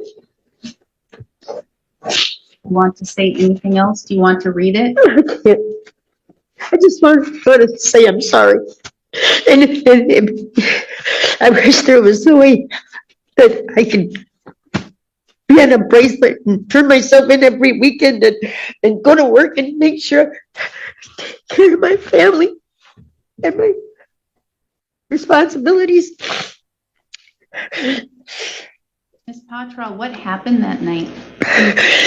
I worked 18 days in a row, and one of them I worked at the cafe during the day, and then I went to Parker at night to do something before Monday morning and get that done. And then the next day we had a bake sale, and so I stayed late for the bake sale, and I left work, and it's Christmas time, and people from out of town were in town, and they were downtown, and I said, well, you should stop by. And I was like, okay, well, stop for one. So I thought, and I don't know if you've heard a lot about, the drink was a lot stronger than what it probably should have been, what I should have been, I think. But I stopped, and I got there, and the people that I was there to meet, I noticed had already had too many, and I had drinks sitting in front of me, and I told them they needed to leave. And so I finished my drink and I turned around, was talking to somebody, and I turned around and they had filled it again. So I said that was gone, and then I left. It was snowing out pretty bad. It was like the roads were slick. It was blizzard kind of conditions. And honestly, after the accident, I hit my head because my airbag didn't work. And I honestly do not remember anything from there. I tried to get video because part of me felt like the truck that I hit may have came out of the T-Dog's parking lot. You know, I don't know it for sure because I don't recall seeing it. I mean, I don't have very good eyes either. Matter of fact, they told me next time I go to get my license that I better go to the eye doctor first. But and it was an accident. I never in the world was set up to do something like that. And I would honestly tell you, this thing I went to, the lady down here at Aurora. Take a breath. The lady at Aurora. So I see people do it all the time. They have a drink or two and then they go home, you know, and it happens. Like I used to have waitressed in restaurants and bars and I see it. And I never thought in a million years that I could have a couple drinks and be over the legal limit. I really never did. But she told me, she said, no, it's meant that way. She goes, you're meant to be over the legal limit after one drink. And I was like, what? And being naive is no excuse. And I know that. And if I could do it all again, it would never happen. You know, I just wish I could do it over. Thank you, Ms. Patra. And you understand that your legal limit is different than other individuals' legal limit. No, I didn't understand that either until just recently. Yes, your legal limit is 0.02. Yeah, I didn't know that. It's because of the number of OWI, DWI convictions you had. And so your legal limit is 0.02. So the Aurora individual was correct. One drink puts you over the limit. I didn't. And being naive is not an excuse, and I know it's not an excuse. But however, you did, your blood alcohol content was 0.115. Mm-hmm. So that is over the 0.08. Right, it's still over the legal limit. I understand. And I just wish I could do it over. I never in a million years. I'm the guy trying to tell the other guy that he's had too much to drink. He should probably go home. You know, I've never seen this guy. I swear to God, years ago, after being in jail, that I would never be here again. And I can't really believe I'm here now. Right. Ms. Patra, I do have to say that it is very commendable that I see so many people here supporting you. And I've heard so many words of genuine care and concern and respect. I don't see that a lot. I don't see it a lot with I don't see it a lot in many of my cases regardless. So it is very good to see these individuals behind you and who will continue to stay behind you. In sentencing an individual, Ms. Patra, the court has to look at a few things. I have to look at first the nature and the gravity of the offense. How serious is this matter? Then I have to look at the character of the person in front of me. And that would be your schooling, your education, the jobs that you've performed, how you are in society and what you do. I have to look at your criminal history. I also then have to look at the need to protect the public. All right. Yes. And I have to look at if you are a threat to the public. And then I put it all together and I weigh it all out to determine what a sentence is. What a sentence is for you is different than a sentence for a different defendant, because the court has to look at all of those specific things. This is a case where the court cannot look at probation first because this is a mandatory minimum prison sentence. The court is told by the legislature in our laws the mandatory minimum, with that caveat that Mr. Benson did go through with the case law. This is a very, very serious matter. Even if the court doesn't look at the 0.02 level, the blood alcohol level, it's still a 0.115. That's still almost double the legal limit in Wisconsin for a person who is not under the 0.02 requirement. So that makes it serious. The second part that makes it serious is the fact that there was an accident. You are so lucky to be alive here today. Yes, Your Honor. Mr. Schmidt hit it right on the head when he said that someone could have died or been seriously injured from this accident. But for the grace of God, you are here and no one was hurt. You were hurt, but you were able to recover to the best of your ability.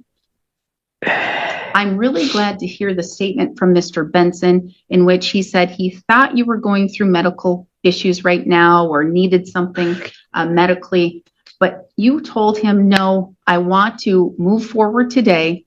I want to accept the responsibility. I want to be accountable. I don't want to delay. That takes a lot of courage, Ms. Patra. It's not easy to sit in your seat knowing that prison is your next door. I can't even imagine what that feels like.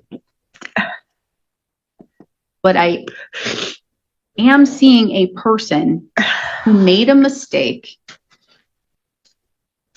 Well, you made a mistake, but you want to change yourself and to change that type of conduct so you never do it again.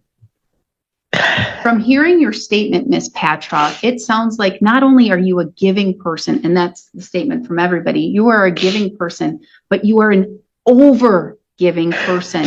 You give to everyone else and you empty your cup. You need to have time to have self-care, to replenish yourself so that you can be the best for all the people you serve. I'm not going to say I have not been in your shoes in having the weight of the world on my shoulders and having a drink or two. You have to make a different choice and not get behind the wheel. Unfortunately, you were not aware of the 0.02 blood alcohol content. However, you are aware now. And in Wisconsin, an OWI fourth offense is a felony, and that makes it a lifetime restriction on your ability to drive. The Department of Motor Vehicles will determine that. You're going to hear me say that you're revoked for a period of time and you have an ignition interlock device. I'm still required to say those things on the record. It's the Department of Motor Vehicles who will be in charge of whether or not your license is revoked for life. Okay? Yes, Your Honor.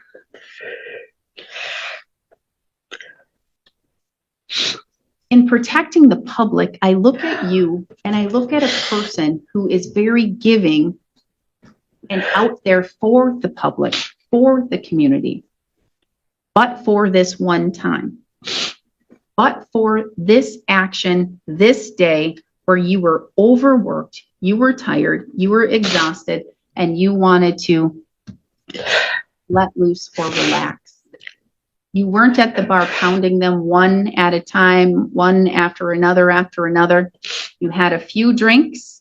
I'm going to guess that they were hard alcohol by the way you've spoken about the drinks. And it hits harder.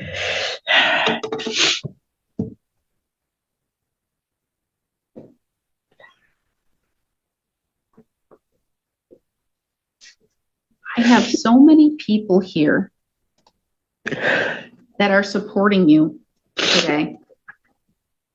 And I'm going to guess that if given the opportunity, or the necessity, I would have a courtroom full times 10.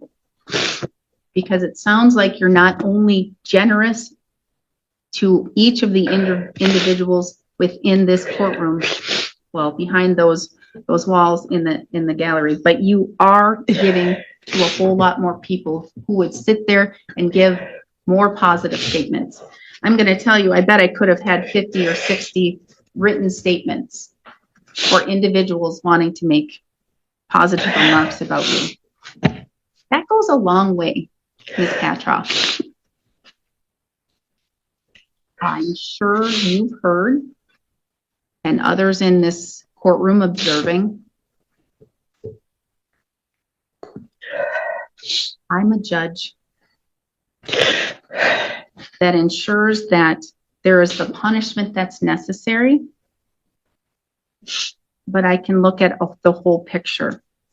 I know I can be harsh, Ms. Patroff. Rest assured, it is not easy sitting in this seat knowing that I am sending somebody to prison, and for how long. Even sending an individual who has done bad things is difficult to do sometimes.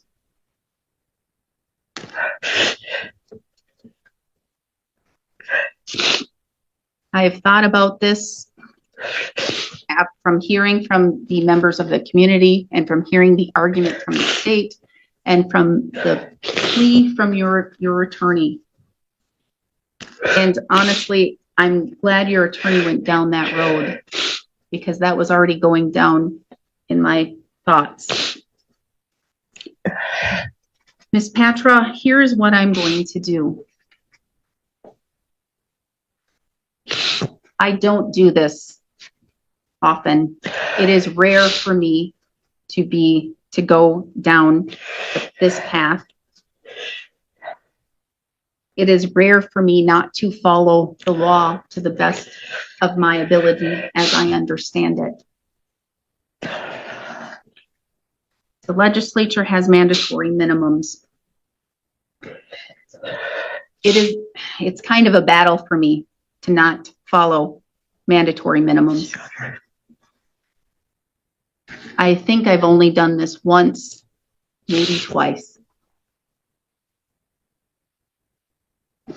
Ms. Patra, I'm going to sentence you to 1 year in prison with 3 years of extended supervision. I am not following the mandatory minimum of 1.5 years of initial incarceration.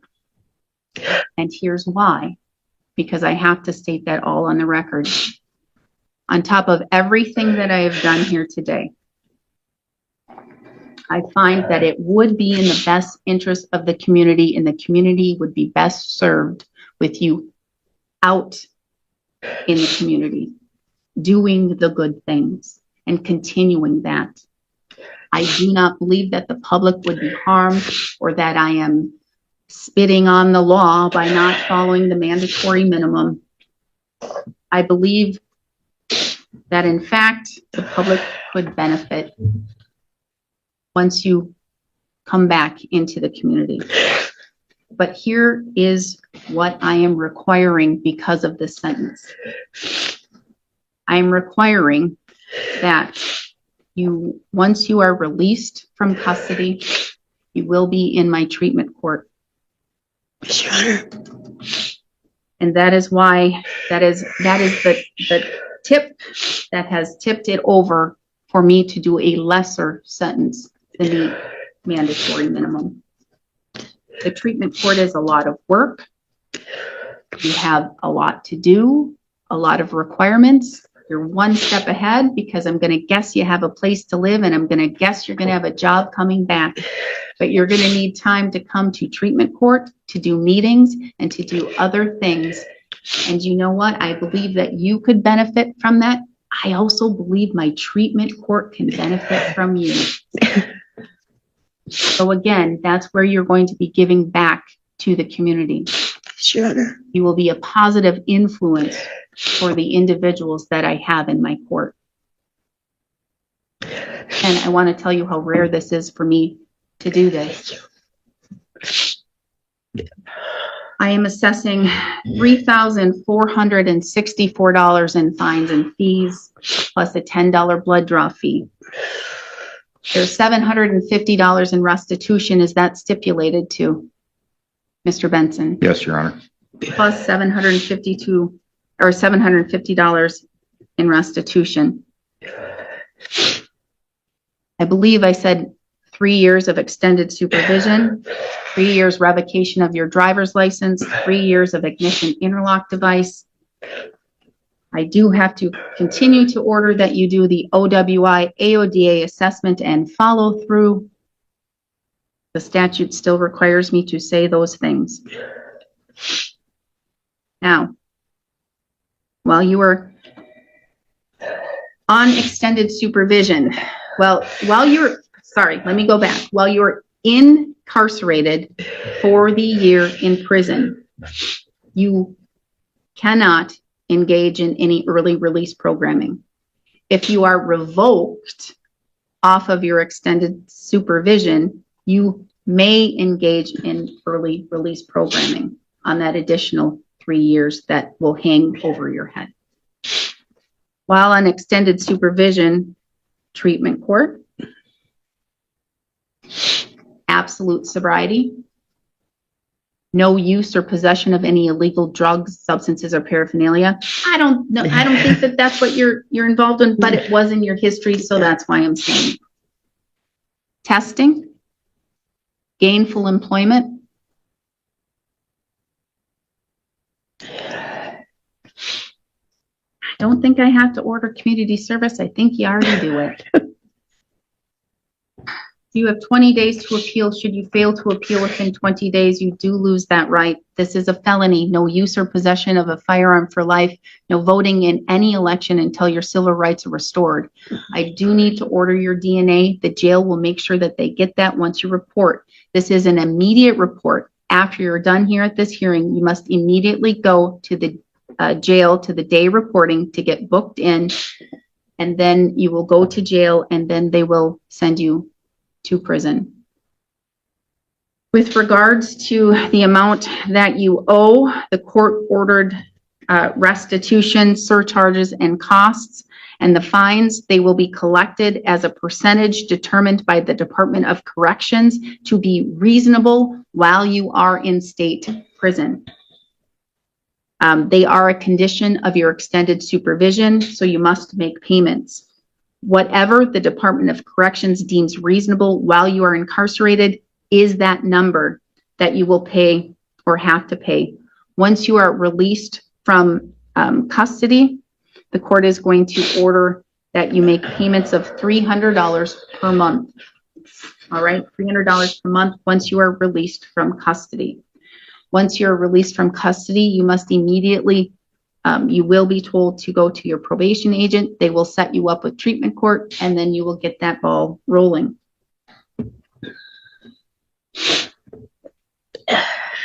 I believe I've covered everything, Mr. Schmidt. Restitution of $750 for the deductible. That has been stipulated to. That's all then. Mr. Benson, what have I missed? Nothing else, Your Honor. Thank you. Oh, yes, thank you. Jail credit.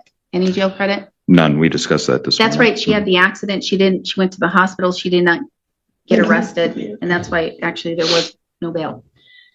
Okay. Thank you. Good luck, Ms. Patra. Good luck. Your Honor. Thank you, Your Honor. We are adjourned. And that brings this courtroom chapter to a close. The hearing showed how serious the consequences can be, but also how much a person's character and circumstances can matter when a judge makes that final decision. Sometimes, the sentence is only part of the story. The real challenge begins after leaving the courtroom.